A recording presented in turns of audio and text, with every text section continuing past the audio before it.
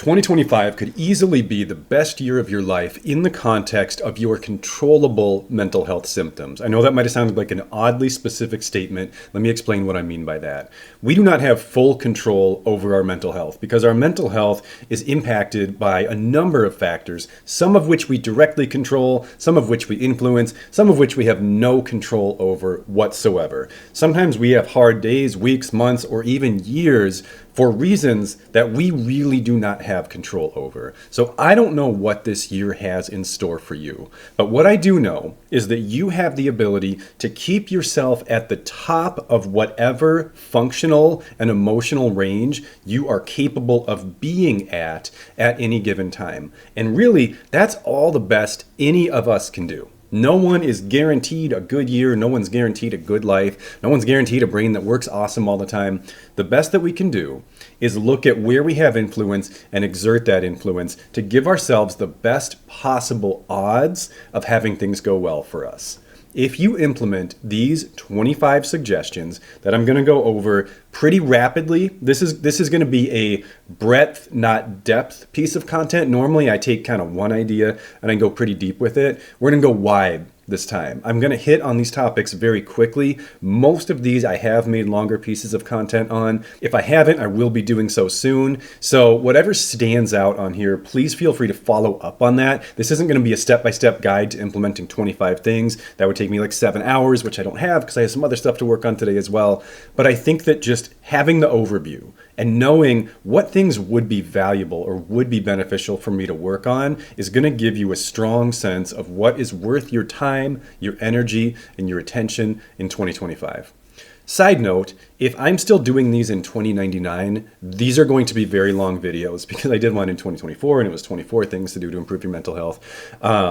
But I guess by 2099, I would be 126, and so that would probably be the least of my concerns. My first suggestion, and this will not surprise you unless this is the first piece of content you've ever consumed from me, is do whatever it takes within reason to get about 8 hours of sleep a night. The effects of getting less than 8 hours of sleep are dramatic. We lose about 10% of our brain functioning, including things like emotion regulation and social functioning, for every hour of sleep that we miss. So if you need 8 hours of sleep and you get 6, your ability to manage your feelings of depression and anxiety and anger and trauma triggers drops by about a fifth. That is significant. You will feel that drop. It also affects executive functioning. So if you have a neurodevelopmental condition like ADHD or autism spectrum disorder, sleep is critical to keeping your executive functioning system working properly.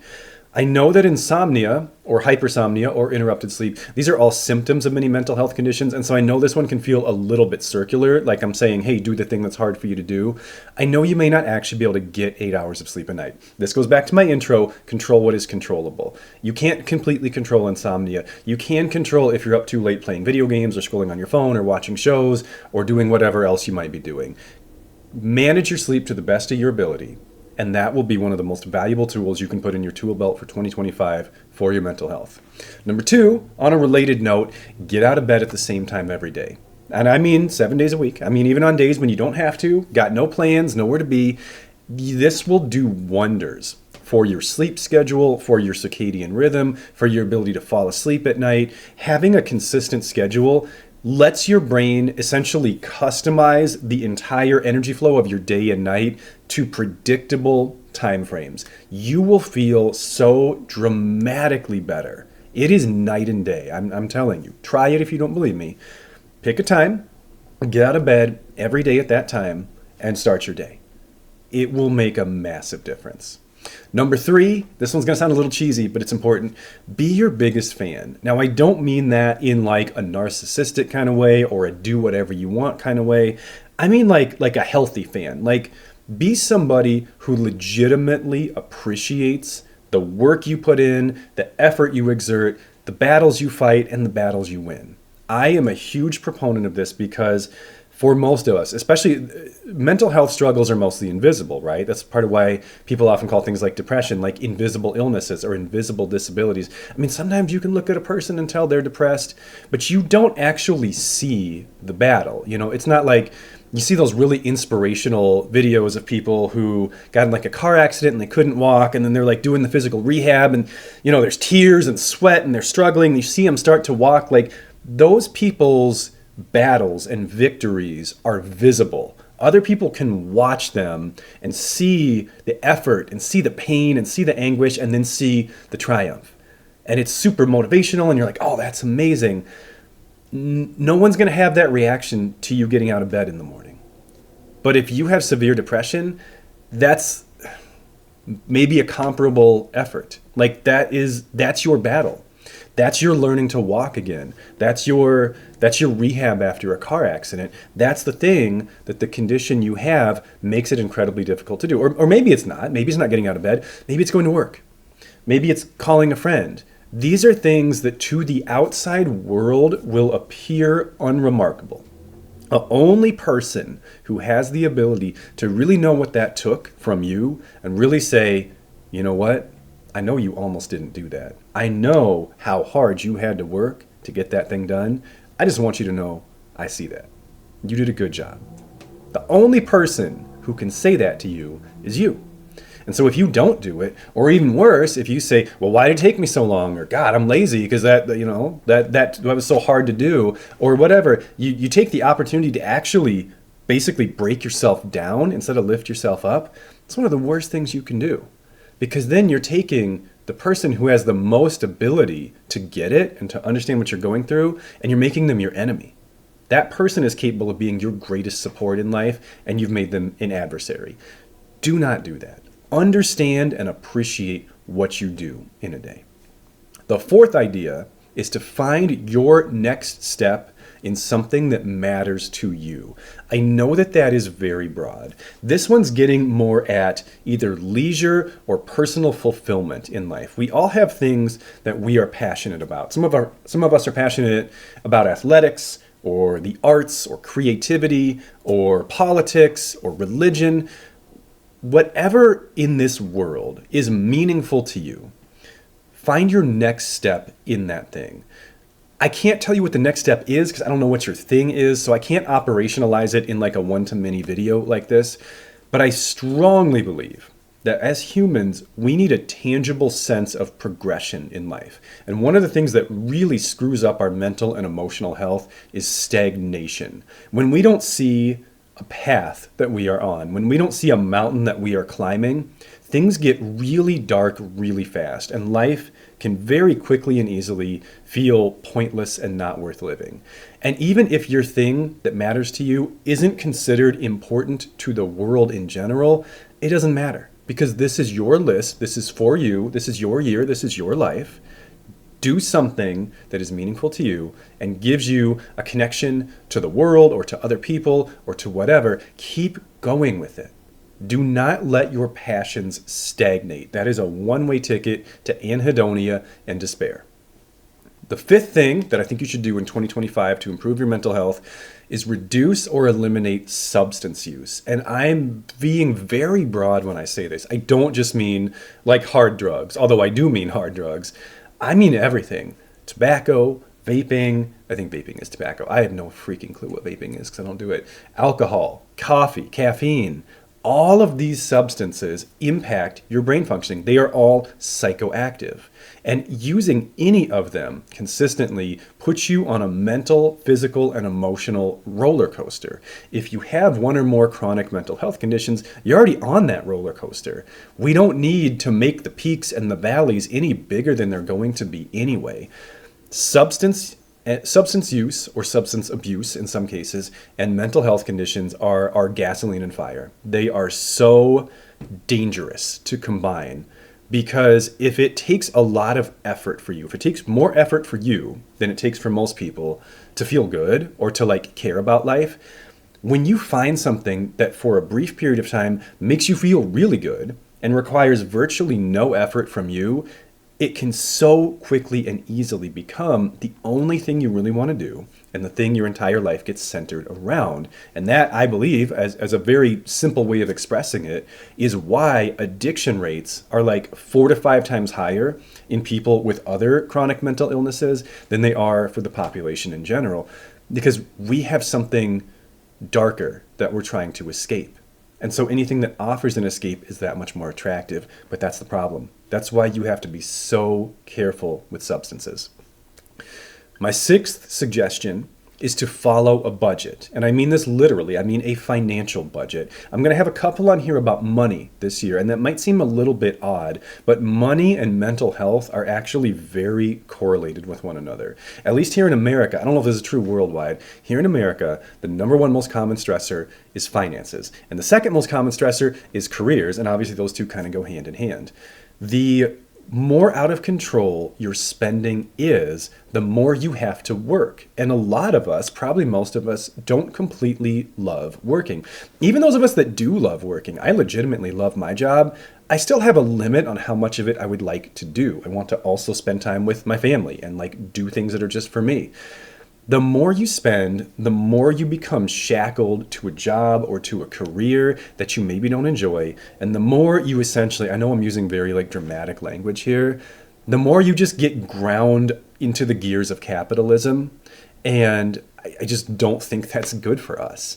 The more affordable and minimalistic you can make your lifestyle, the less you have to work, the less reliant you will be on some corporation or whatever to essentially allow you to remain alive and have food. It really can give you a tremendous sense of relief and freedom to follow a budget. And so many of us just buy so much stuff we don't need, and then it doesn't bring us any happiness, and then it comes at a cost.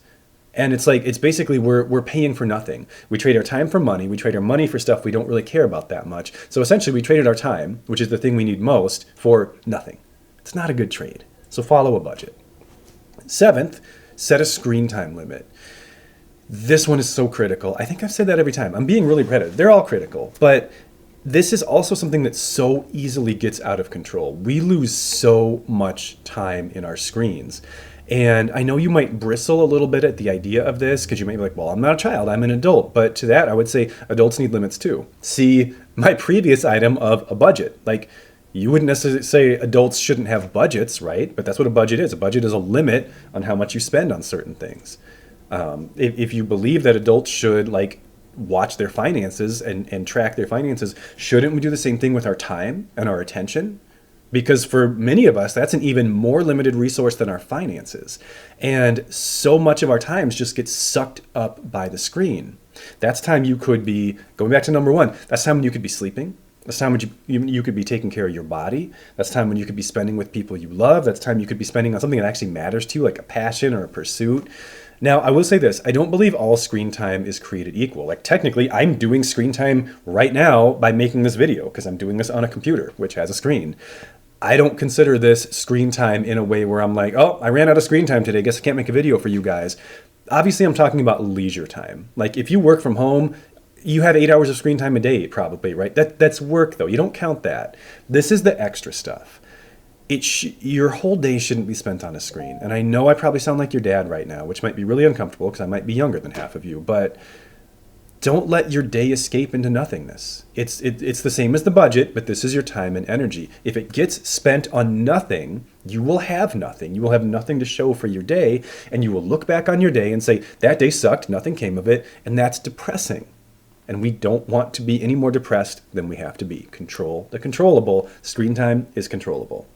Number 8, talk back to your inner critic. So many of us have this internalized voice inside that's like this amalgam of all the people who have ever hurt us and criticized us and bullied us. And because that caught us off guard and because it caused us so much pain, we take all their words, we put them inside, and we say it to ourselves so that next time someone says it to us, it won't hurt as much anymore. And it kind of works for protecting yourself from the external hurt, but now it's just because it's you hurting you instead. It's like trying to build up your resilience to getting punched by punching yourself in the face every day. I don't think that's the ideal lifestyle here, and I don't think it's going to be super awesome for your mental health. So this voice that just runs rampant through your mind, the thing about it is, for most of us, it's kind of a simpleton. It really is the stereotypical bully, and it operates because no one ever stands up to it. No one ever asks it questions. No one ever challenges its premises. It just says, you're a loser, you're stupid, you're ugly, you're unlovable. And you're like, oh, that hurts, yes. And you don't ever say like, well, hold up. Is that true? Like, do the facts support the thing you're saying to me right now? Do I have things in my life right this very second that contradict what you just told me that, if true, would hurt my feelings quite badly? When we just stop and say, wait, are you sure about this? Are we sure that these are true statements that we should have emotional reactions to? Because if someone says something to you that's potentially hurtful, but blatantly untrue, or at least inconsistent with your inner reality, it doesn't really bother you, right? This is a cheesy example. I use this one all the time because something most people are pretty passionate about is like your favorite musical artist. I don't know who that is. So if I say to you, hey, your favorite musical artist sucks, you probably, unless you have very problematic boundaries, and we need to talk if you do, you probably don't immediately discard your own opinion of this artist you've been a fan of for a decade or however long. You probably say, oh, he doesn't like them. Like you hear what I'm saying, but you essentially just kind of reject it from your inner world because you know it's just my subjective opinion. That's all any of this is. Any of the stuff that your inner critic says to you, unless it's objective, which it almost never is, it's just a more hurtful and more personal version of that. It's just hurtful opinions put there by someone else that don't belong to you, that have no place in your inner ecosystem. And the way you get them out of there is by talking back to them and challenging them. My 9th idea for you is to move your body every day. You probably do to some degree. Like, I'm guessing you don't literally, I mean, you've had those days, I'm sure, as have I, where you literally lay in bed for 24 hours, but hopefully those are few and far between. I'm sure you stand and, walk to the bathroom, walk to wherever, but I'm saying do something for no purpose other than to be physically active. Our brains work best when they have consistent blood and oxygen flowing to them. Those are 2 of the 4 resources that our brains need. And we increase the flow of blood and oxygen to our brains through moving our bodies. Your brain literally gets healthier in terms of both cognition and emotions when you're regularly physically active. Exercise makes you smarter. Don't stress about what to do. Just do whatever you find either the most enjoyable or the least unenjoyable, because all forms of movement increase blood and oxygen flow to the brain. Ideally, you should be doing something every day, even if it's just 5 or 10 minutes, even if it's low to moderate intensity. It can be stretching. It can be going for a walk around the block. Like, it doesn't have to be, I'm going to go to the gym and hit weights for an hour. I'm going to run for 5 miles. Like, if you're in really good shape, do those things. If you're not, just do something basic to get yourself started, because your brain is not just, you're not just a head on a stick. Like, you have a body, and your brain and your body are in the same environment. Your brain is in your body. Your body is your brain's home. You cannot possibly hope to have a healthy brain if you don't take care of your brain's home, at least somewhat well. On a related note, my 10th idea for you is eat a real breakfast. If you're one of the people who doesn't struggle with breakfast, substitute this for another meal. But breakfast is the one that most people skip. Most people wake up having already gone probably 3 or 4 waking hours without eating, because we typically eat dinner several hours before we go to bed. We either don't eat anything for breakfast or we eat something very, very light. And then we're off to work or school or whatever else we have to do. And by the time it hits midday, you've probably gone at least 7 or 8 waking hours rolling over from the night before without consuming any real calories whatsoever. Another thing that your brain needs, in addition to blood and oxygen, like we just talked about, is your brain needs caloric energy. That's literally food. Your brain doesn't have a stomach. Your brain doesn't have storage capacity for calories. It can only use what is in your bloodstream. When you skip breakfast or eat basically a small snack for breakfast, your brain essentially goes into low power mode, just like your phone or your tablet does when the batteries are low. It doesn't work as well. It's not as quick. It's not as effective. It just kind of shuts down a little bit. And you get cranky, you get distracted, you get forgetful. It's not good for you. You need to be eating probably every 6 or so waking hours. Most people do all right with lunch and dinner. Breakfast is the sticking point. Work on integrating a breakfast into your day. Start with a granola bar. Add a little bit here and there. I know if you don't eat at all in the morning, it's hard to just wake up and eat a full breakfast. I get that. Start small and build your way up to eventually eating a full breakfast. Number 11, start a side hustle. That one probably sounds like it comes out of nowhere. But most of us, unless you have a really, really well-paying job, most of us do not probably make enough from our jobs. It is getting more and more expensive to live every year. This is not political. This is just facts. This is just the way the world is going. Inflation is crazy and out of control, and wages have not kept up with that. We know this, right? If you can get even a teeny tiny bit of income coming in, that comes purely from your own effort. Whether it's content you create or songs you write or a product you make and sell, just like literally anything. Even if you're making like $10 a month, just knowing that a portion of your income comes just from you and is not subject to the approval of another person who has to look at the work you're doing and saying, yes, that has value. Yes, that's worthwhile. It's up to people. It's up to like other people in the world to be like, I want this thing that they are selling or that they've created.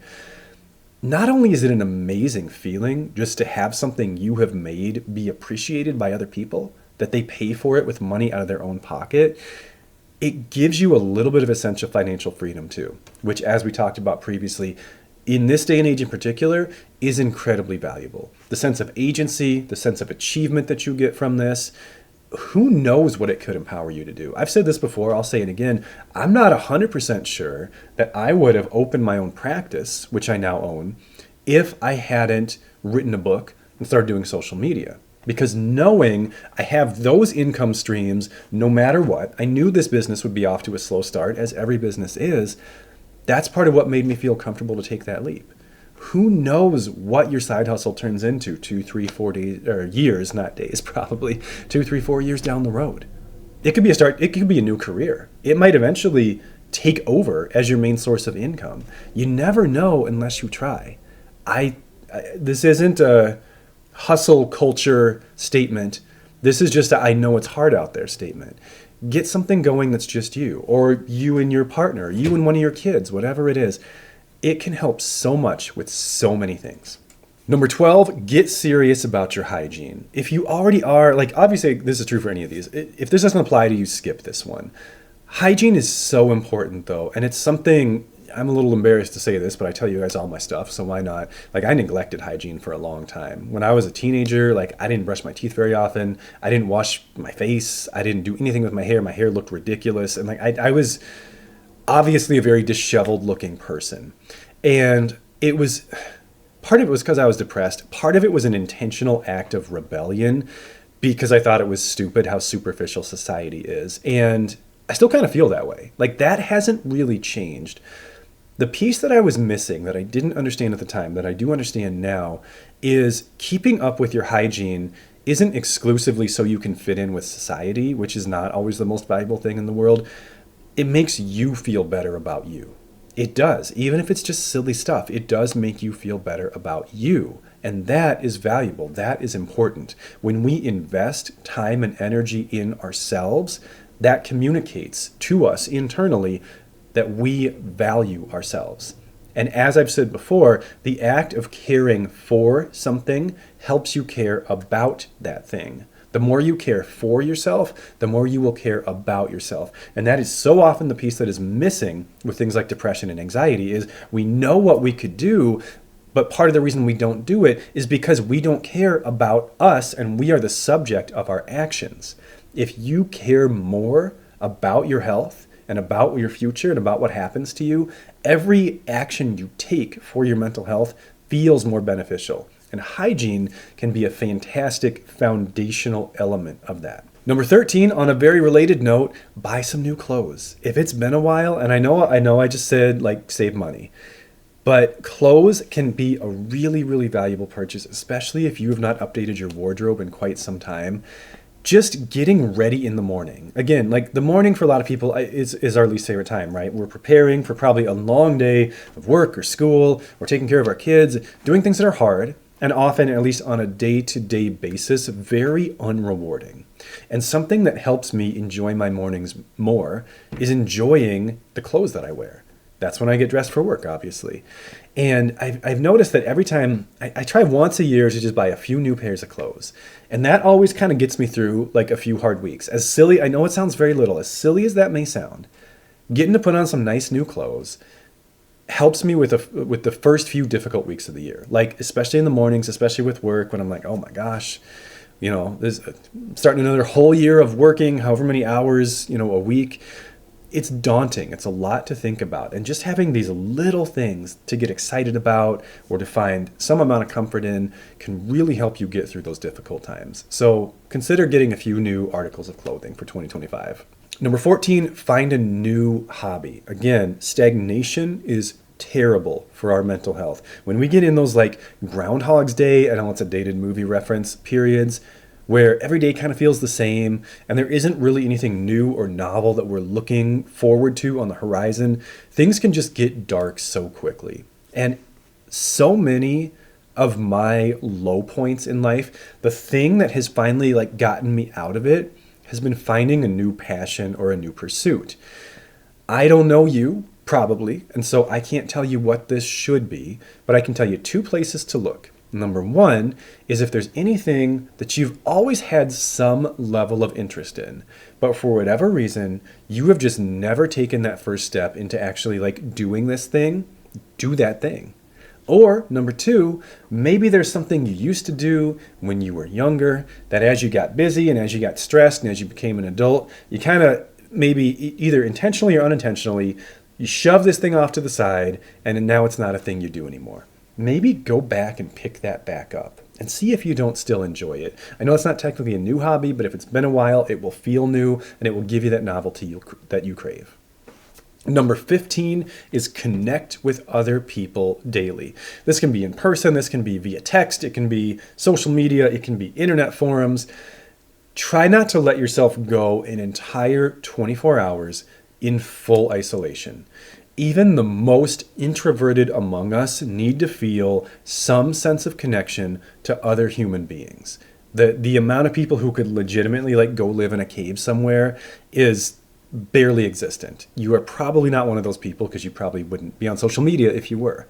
So make sure that you don't let an entire day go by without having, even just in asynchronous, even online gaming, some connection with other human beings so that you don't feel like you are Will Smith and I Am Legend and you're the only human being on earth, because you're not. Number 16, stop buying things you don't need. This one, I am with you on this one. I am a culprit of this, and it stresses me the heck out. My house ends up full of stuff that I don't care about. My bank account has less money in it, and that makes both my work life and my home life more stressful. The amount of just consumerism that has saturated our culture, even in, I know it's not new, but even in like the last 10 to 20 years, things have changed. Things have gotten so cheap is the thing. And that tricks us into thinking we can buy more stuff. Like I know I just said everything's getting expensive. Like staples have gotten more expensive. Clothes, food has gotten more expensive. But like kids' toys and stuff like that has gotten way cheap. And a lot of leisure stuff has gotten incredibly cheap. And so now we think we need 10,000 different things, and we don't. And it screws up our lives. It takes up space in our brain. It takes up space in our home. It takes away from our bank account. It takes time. We really don't need that much stuff. We really don't. And at the risk of sounding like Marie Kondo, I want you to really consider what possessions really actually add value to your life. And I'm willing to bet you're going to find that it's a small fraction. It's a small fraction, maybe 10 to 20% of the stuff that you own that you actually care about. Consider not buying all this stuff because it's not helping you move forward in life. Number 17, go through all of your digital subscriptions and cancel anything unessential. Hundreds or thousands of dollars in some cases get spent every year by individuals and families on subscriptions that they either don't use at all or barely use. This again ties in with financial stressors being one of the number one sources of anxiety for most families, people feeling chained to their jobs because their bills keep going up and up and up and up. Meanwhile, we have this bloated package of like Like, do you really need Netflix and Hulu and Amazon Prime? Do you really need all three of those? Because that's probably billions of hours of programming on all three of those combined. There's probably billions of hours of programming on any single one of those. Why have multiple? The amount of just bloated digital subscriptions that we have is so unhealthy for us, not just our finances, but our relationship with the world in general.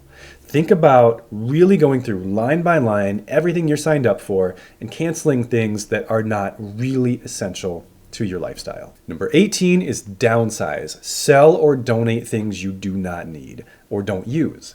Obviously, I'm on a bit of a minimalism kick. You can probably tell from the last few items here. I am a big believer in the importance of not letting your life and your home overwhelm you. Your environment, whether that's a condo, a room, an apartment, a single family home, a trailer, whatever you live in, that is supposed to be your place of refuge. That's supposed to be the place where you get away from the stressors and where the problems of the day kind of fade away a little bit. Things get calm and relaxing and peaceful.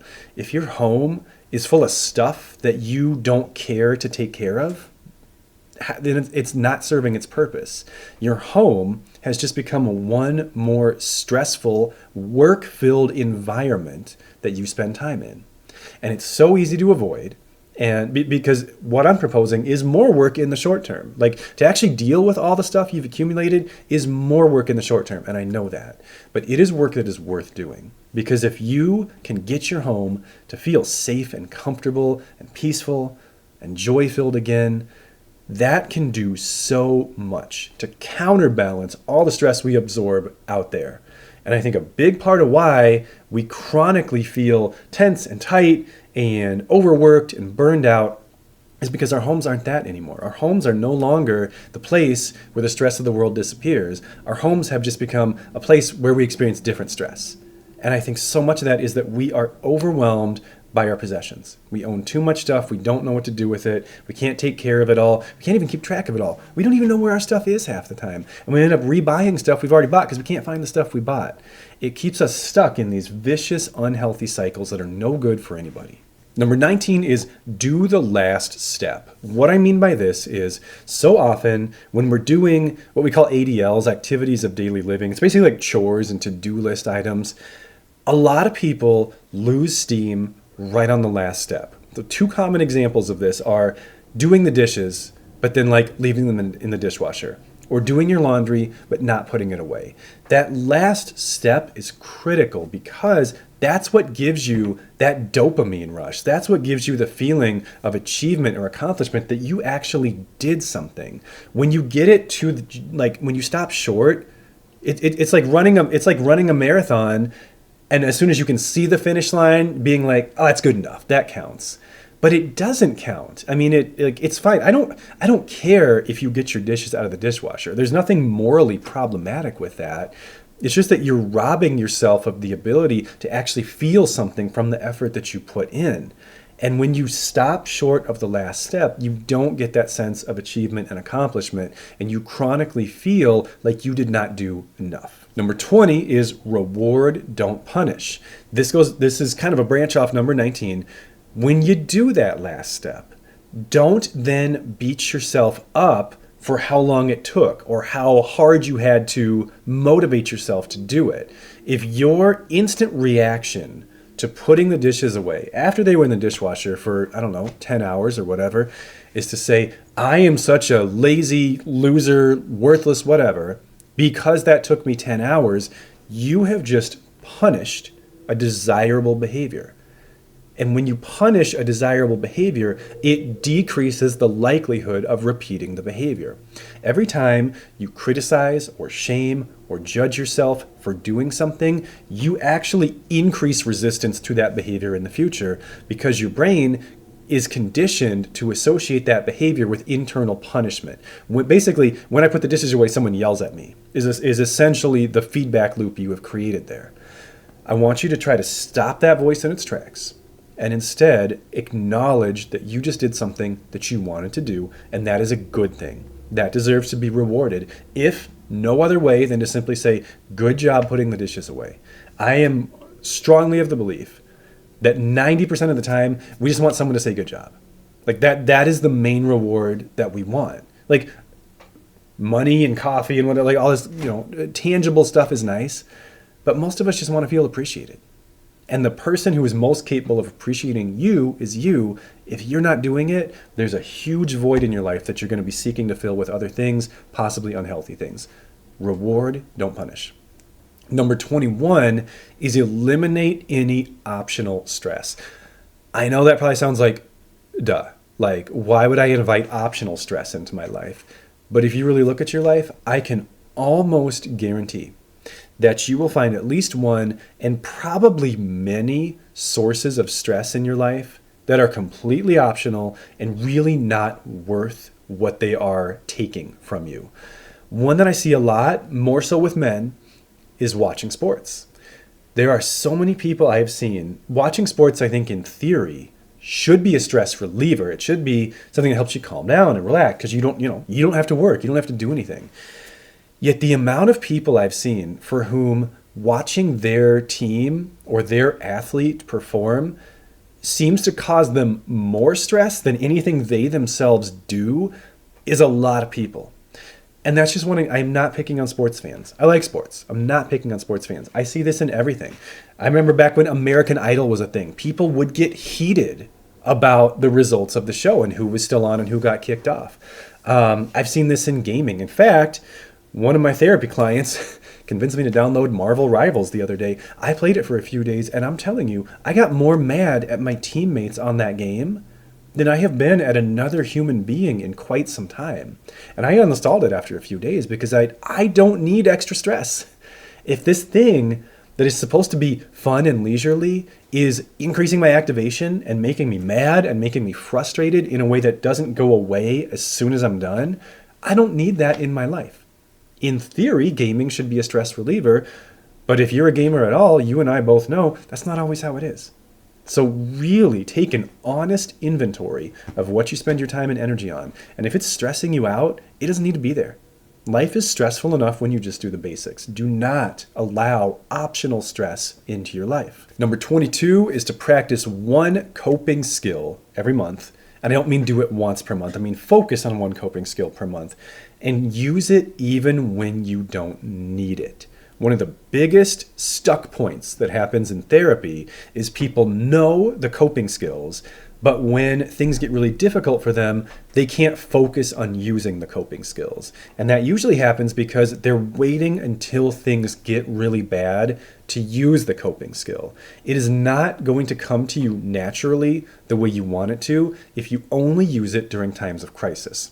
So let's say January 2025, I'm going to work on breath work. I'm going to practice doing deep breathing when I feel stressed.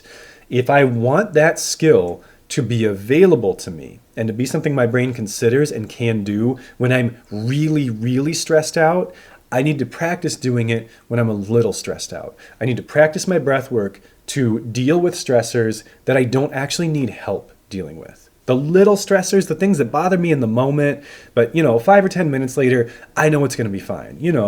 The bad drivers and the stuff like that, that's not going to ruin my entire day. It's going to annoy me while it's happening, and then I'm going to move on. Those are the types of opportunities I want you to try to take as many of them as possible.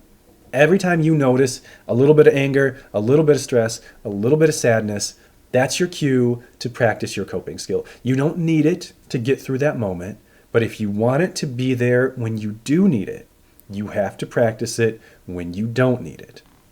Number 23 is to focus more on the present and less on the past and the future. Our minds tend to wander a lot. This is a little bit overgeneralized, but people with depression tend to spend a lot of time ruminating on the past and either thinking about regrets and things they wish they'd done differently, or thinking about really happy, cherished memories and stressing or worrying that they're never going to have that again, or like the best parts of their life are over.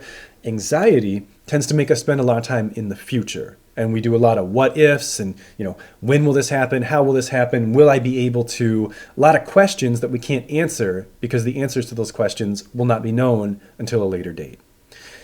When we spend the majority of our mental awareness and energy in the present, two important things happen.